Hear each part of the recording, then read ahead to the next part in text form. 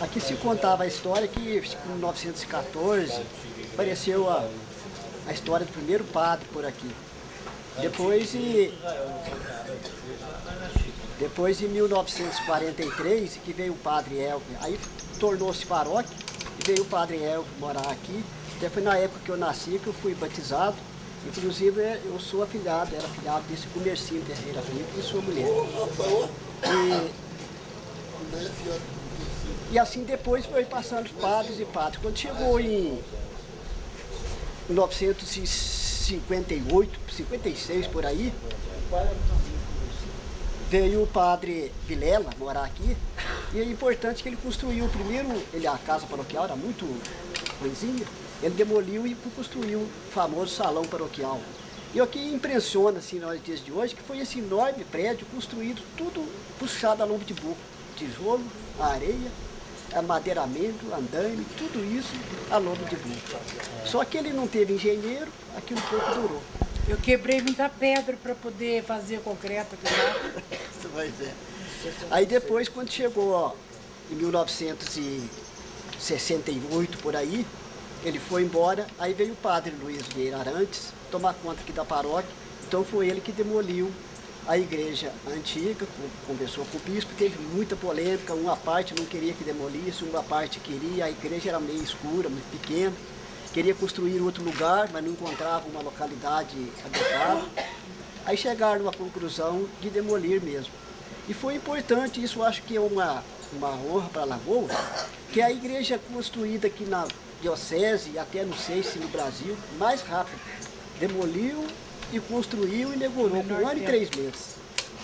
E essa igreja enorme, tão nova, se parece a madeira, o madeiramento, de escoramento, essas coisas, foi tudo a lombo de burro também. Até quando estava falando de tropeiro, quando viajava de cidade para outra cidade, eu não me lembro.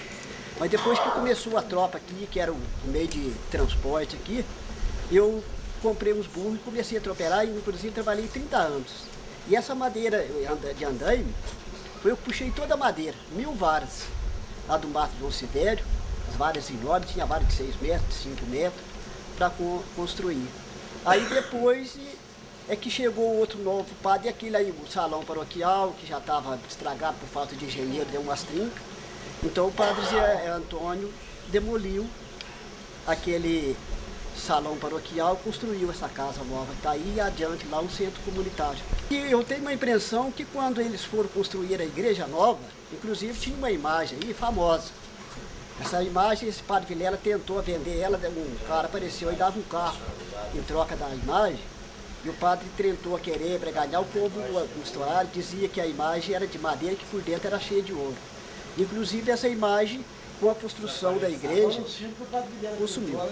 Então eu acho que eles venderam para construir, para adquirir mais dinheiro, mas foi meio secreto, porque era muito polêmico. Ele trocou, né?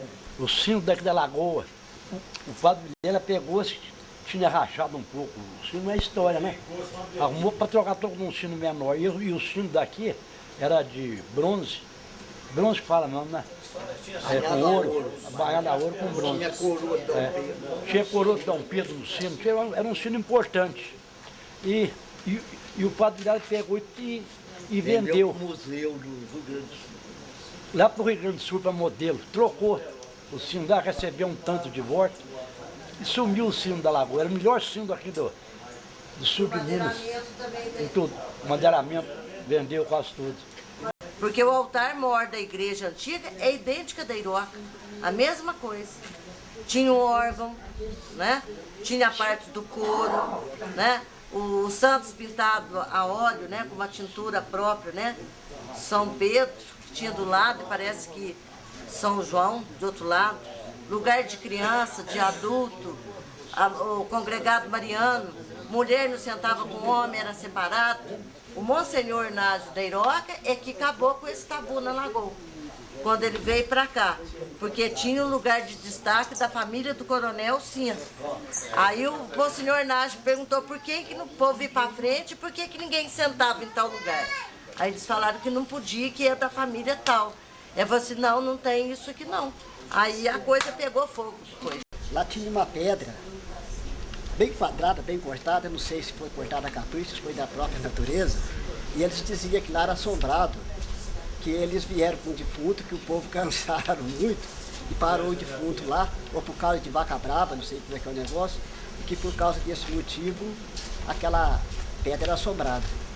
Então, depois esse xará, esse Israel Mendes Treva, ele fez um voto para Nha Chica e ele conseguiu aquela graça, então ele em benefício queria construir lá. E ele já sonhava aquilo que é hoje, mas no começo ele fez um oratório em cima da tal pedra assombrada.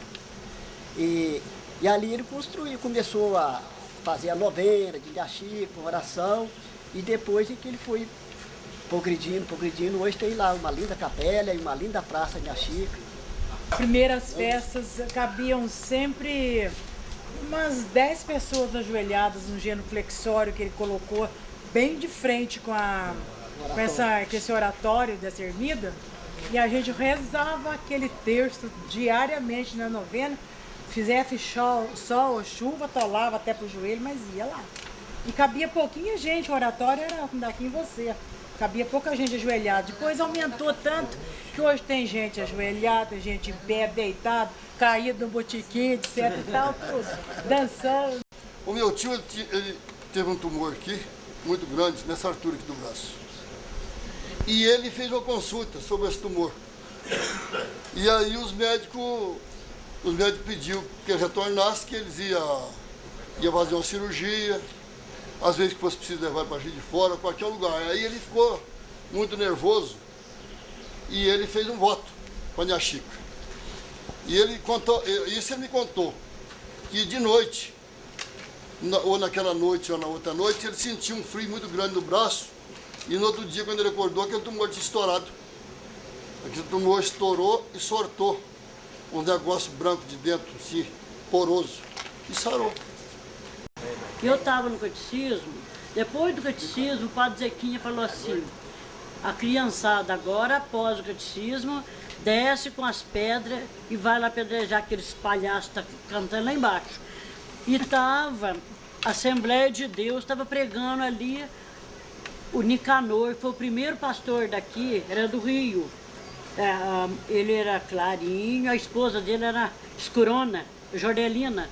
E ele mandou apedrejar a casa deles lá embaixo. Aí passou a criançada para o fundo da igreja, lá para a porta da frente da igreja, e eu atravessei a porta lateral, fui em casa e falei para meu pai. Meu pai estava lendo na sala a Bíblia. Ele falou assim: não vai, se você for, você vai entrar no coro. Me abriu um versículo da Bíblia e mandou eu ler. E aí foi a época que o Zé Rafael, o pai da Maria José, era delegado. Ele falou: se o padre Zequinha mandar alguém pedrejar a igreja dos crentes lá de novo, eu vou mandar eles presos para Itanhandu, que aqui não tinha delegacia, só tinha um delegado, e ele mandava preso para Itanhandu, né? Aí, bom, o Nicanor foi o primeiro pastor, ele era do Rio. Ele teve aí um tempão dirigindo a Assembleia de Deus. Meu pai passou pelo agrobatismo, aqui o cartão dele aqui, e dia 20 de julho de 1952. Primeiro batismo dele. Olha, o caso é o seguinte: a Assembleia de Deus foi fundada na da fazenda.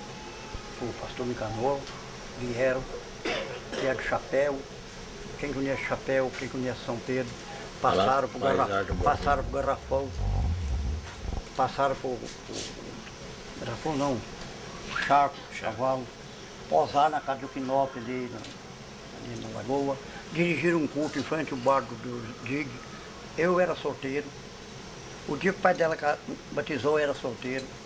Eu casei em 51, foi antes, o seu pai batizou antes de 51. Eu era solteiro. Então, depois formou, depois batizou lá na ponte que sai da Lagoa, o pai dela, batizou lá.